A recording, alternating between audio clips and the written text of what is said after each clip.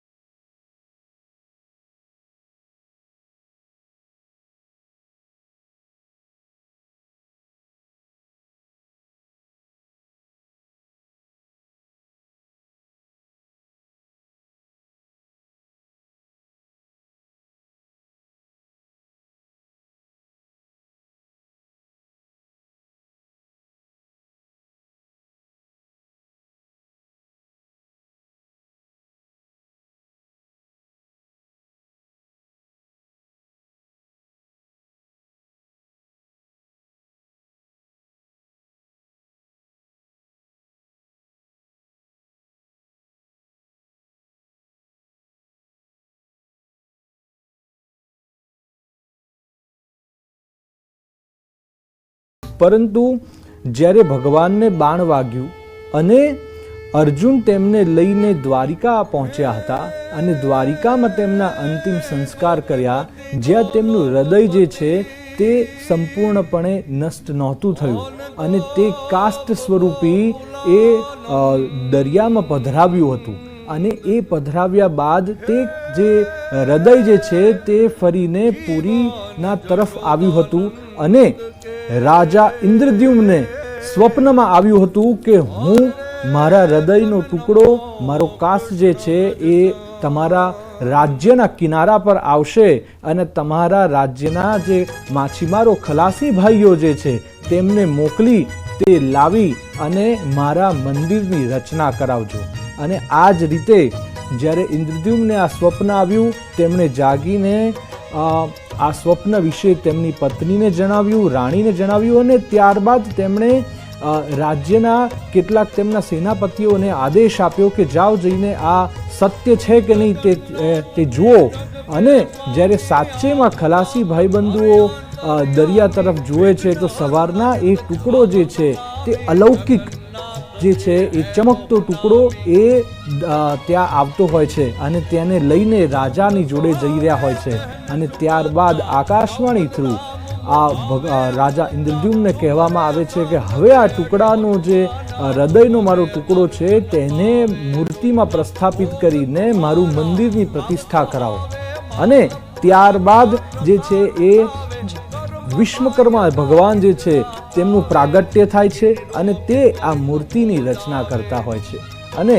એ મૂર્તિની અર્ધમૂર્તિની રચનાથી રાણી જ્યારે દ્વાર ખોલે છે અને ખોલતાની સાથે જ આ ભગવાન વિશ્વકર્મા જે છે અલુપ્ત થઈ જતા હોય છે અને એ અર્ધમૂર્તિ જે છે તેની જ પ્રતિષ્ઠા કરવામાં આવીને પ્રભુનું મંદિર બનાવવામાં આવ્યું હોય છે. બિલકુલ. તો આ અદ્ભુત જે મંદિર બનાવવામાં આવ્યું છે પુરીમાં ને ત્યારબાદ અમદાવાદમાં પણ એ જ રીતનું મંદિર તૈયાર કરવામાં આવ્યું છે, જેને જોઈને દર્શકો, જેને જોઈને ભક્તો ભાવેભોર થઈ જતા હોય છે.